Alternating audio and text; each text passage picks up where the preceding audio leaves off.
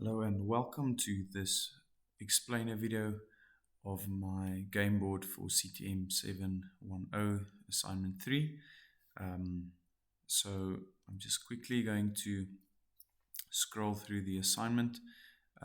As you will note, every one of the activities are described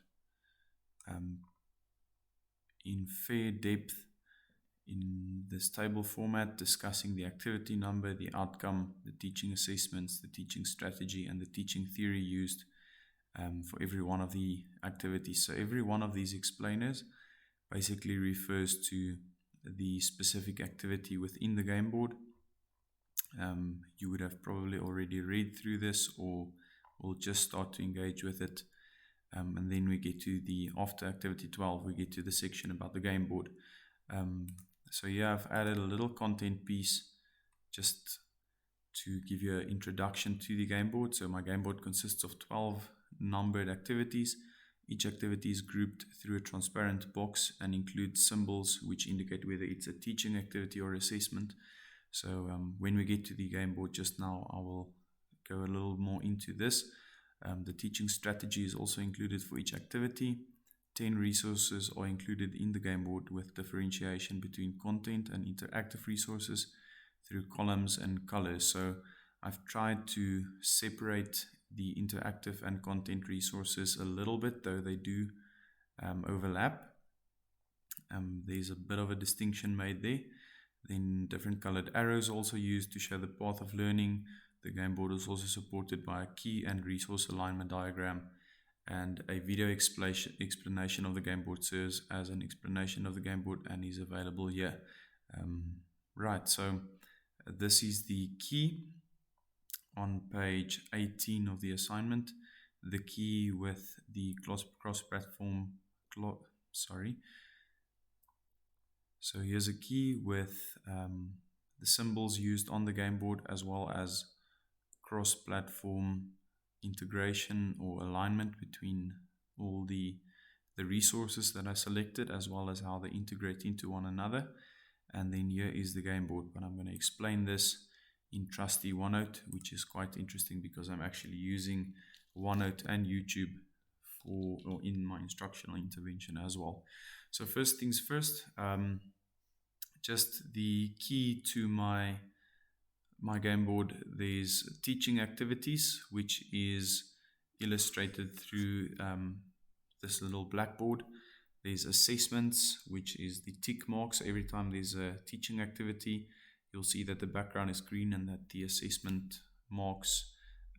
There's a few assessments that take place, but all the assessments are indicated by this little icon. Content coverage, every time that students have to go through content specifically or just explore something completely independently, I use the little eye symbol. And then platform preparation, so just unlocking the platform and engaging with it for the first time.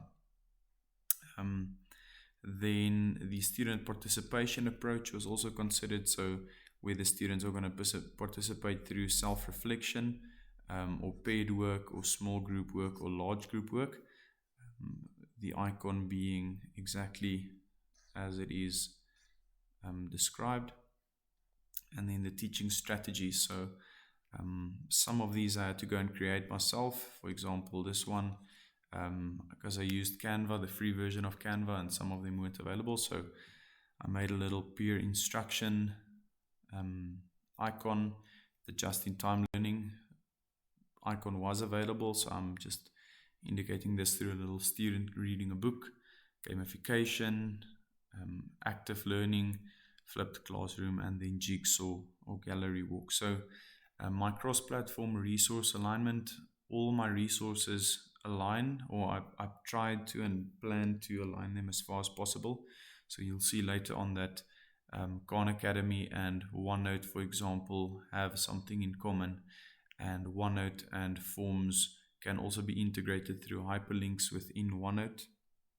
Canva and YouTube can be integrated through content creation for YouTube through Canva. And then PowerSchool being the learning management system. So everything is going to be channeled through PowerSchool. and then all of these resources can be accessed through PowerSchool. My interactive resources not necessarily always linking to one another, because the nature of the content resource is that we use the content resource within the interactive resource, which is why I also then created this little image. So these show the activity resource alignment. So there's activities every time there's an interactive resource, there's activity. So that includes PowerSchool. There's a lot of activities built into PowerSchool already. Google Meet, ClassKick, Khan Academy, and Google Forms. And then the lines show how the content resources and interactive resources align. So a lot of time is spent, as you can see, through the lines pointing towards PowerSchool. A lot of activities are channeled through, sorry, that just made it completely worse. A lot of activities are channeled through PowerSchool, and some of the activities also then going to Khan Academy. You'll see that it's a key resource, and ClassKick also sort of working as a little bit of a crescendo along with the PowerSchool platform for final assessments. So getting to the game board itself, there are a few key resources that I'm using. There's a few content resources that I'm using, interaction hub or interactive resources, and then a final reflection part. So we start from the left hand side and we gradually move towards the right hand side. Alright, so let's get into it. So the start is here, right at the beginning. Our key resources, as you'll see, are PowerSchool, Khan Academy, and YouTube. Not much reference is made specifically to YouTube, but YouTube does resurface a lot of times, and we'll quickly discuss that as we explain this as well. So PowerSchool is our, the ICC means Interactive Content Center, or I also wrote LMS in some of the activities, or in some of the documentation. So this is my learning management system. Within the learning management system, we primarily make use of gamification because the platform is set up such that there's badges, there's awards, there's a lot of social interaction, there's engagement, and yeah, so it's supposed to be a fun learning environment and accessible to a lot of students, and then also creating the larger social network, which is also an icon of or a characteristic of gamification. So we can see our little icon here indicating that everyone participates in this activity. Then we move from activity 1 to activity 2, which is the how-to guide. Now we can see our icon saying here that it's a teaching activity, and we can also see with the semi-transparent background, because it's green, it indicates that it's a teaching activity as well. So this is a teaching activity. Students engage with Google Forms. They learn about Google Forms for the first time, how to use it. They engage with a YouTube video and access a website. The same for Microsoft OneNote and YouTube itself. So they watch a YouTube video about how to post, create, and upload YouTube videos.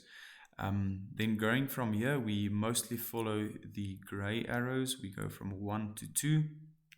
From 2, we go to activity number 3.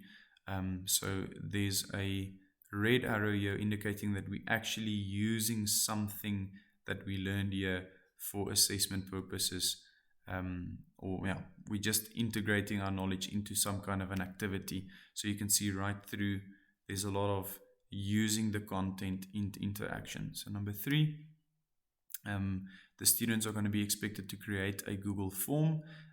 It's going to count for assessment. It's going to take place in groups of 3. It takes the flipped classroom strategy as well as active learning. Students have to actively make something, and we're flipping it around by students preparing beforehand and then coming to the class/activity in groups, bringing their knowledge together and creating something actively there. From number 3, we jump to number 4, which is our interactive content resource, Khan Academy.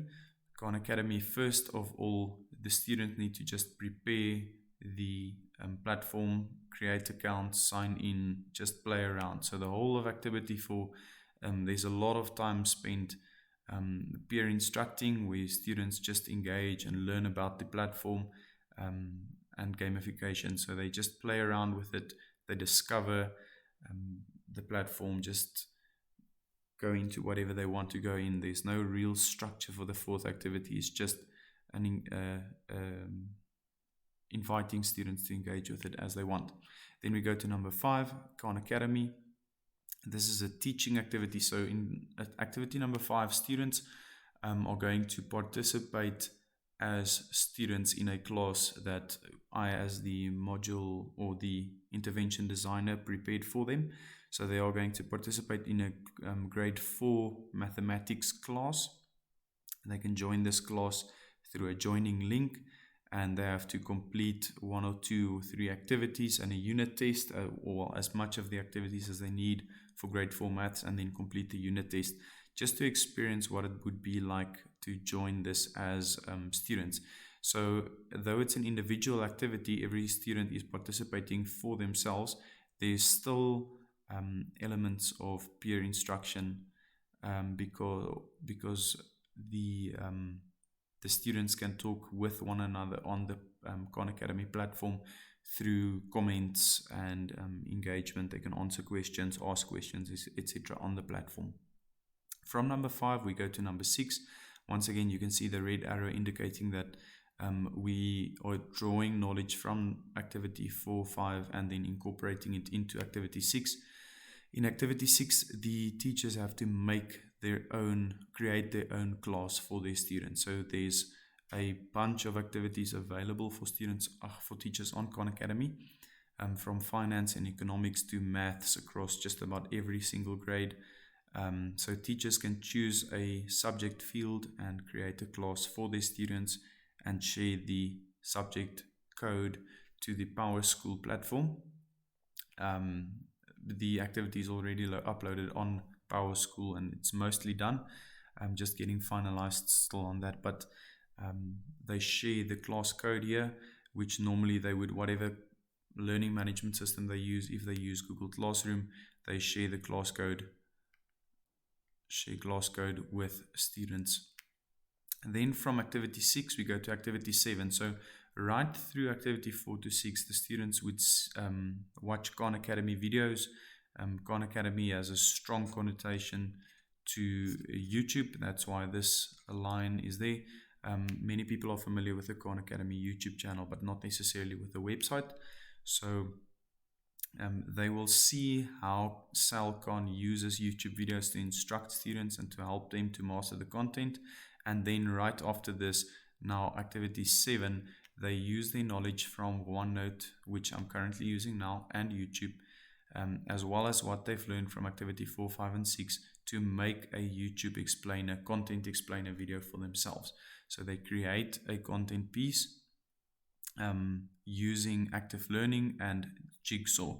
So the Jigsaw elements are using all of this. I'm going to erase this now because it's getting confusing. But they're going to use all the knowledge elements that they've gained thus far to incorporate it into a creation of their own, where they build their own YouTube video and upload the YouTube video. They then share this YouTube video link on the PowerSchool platform as well. After creating the YouTube video, this line might be a little bit deceptive, but we're basically just on our way down to activity number 8.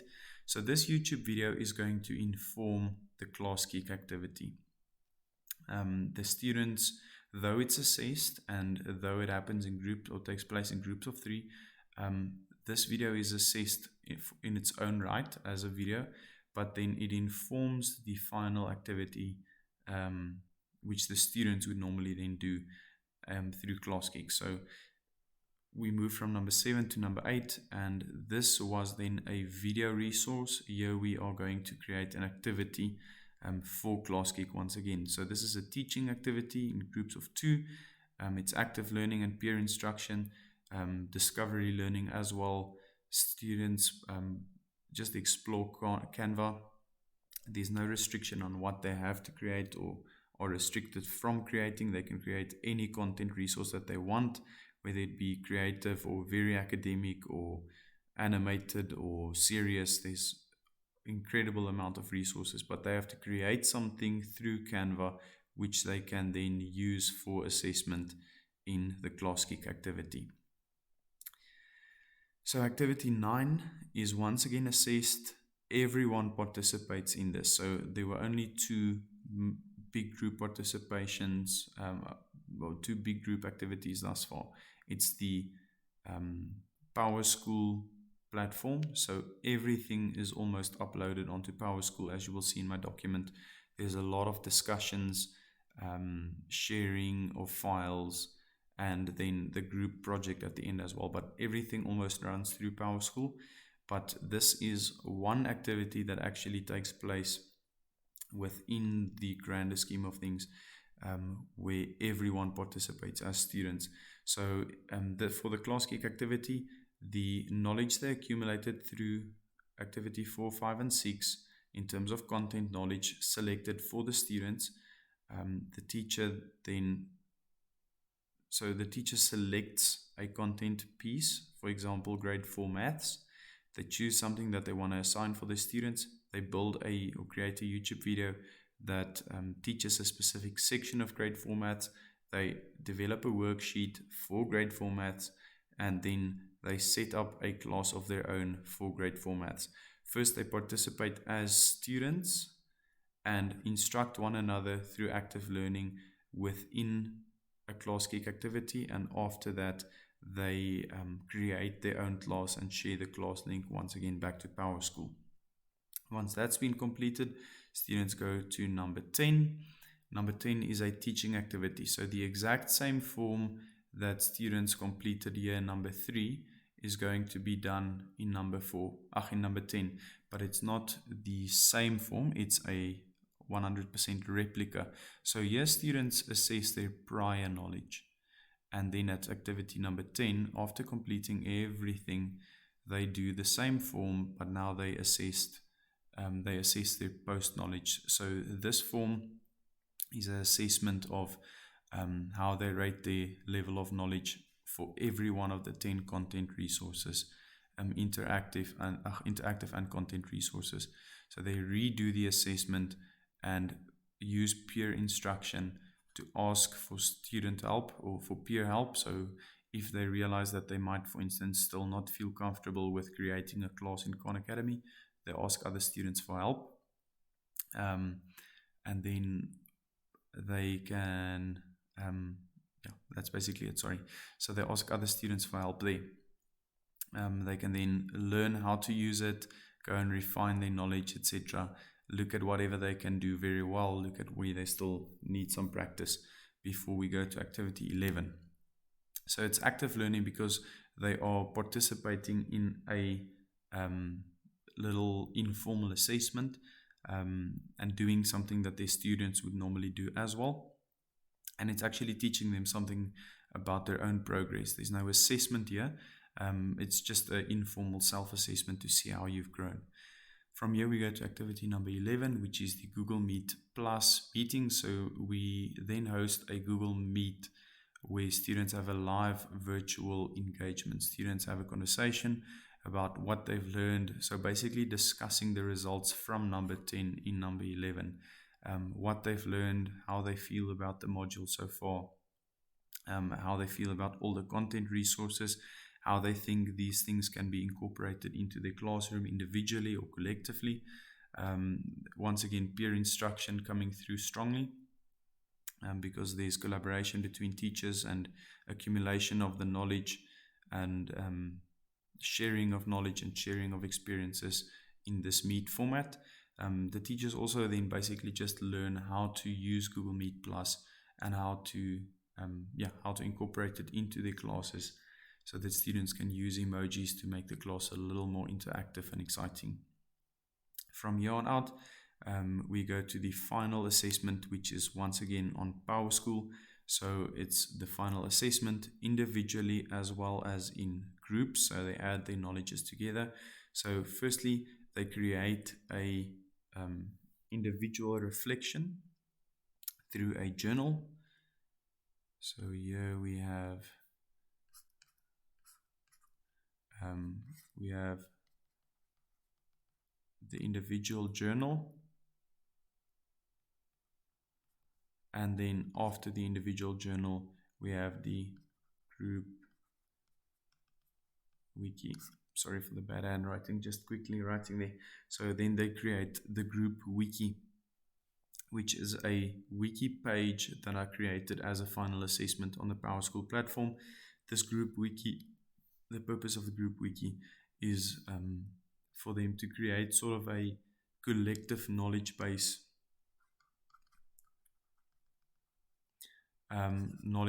of everything that they've learned, and incorporation is a strong key element here. How all of these or any of these individual resources can be incorporated into the classroom, and then strong focus on the student identification, how these individual resources, all of them together, can help these teachers to identify students who struggle or experience academic learning barriers. And then after student identification, also a discussion on how these can aid students. So basically just learner support. So these basically then supporting the main outcomes of the larger assignment. So each of these resources individually can contribute as a student identification mechanism and a student or a learner support mechanism, but then collectively also they can just reflect and compile everything that they've learned into a wiki project for the school to look back to as a point of reference. So if a new teacher joins the school, they can share whatever they've learned from any one of these resources. So yes, that's it for my Gameboard discussion. Hope that you've enjoyed it, and thank you very much for watching.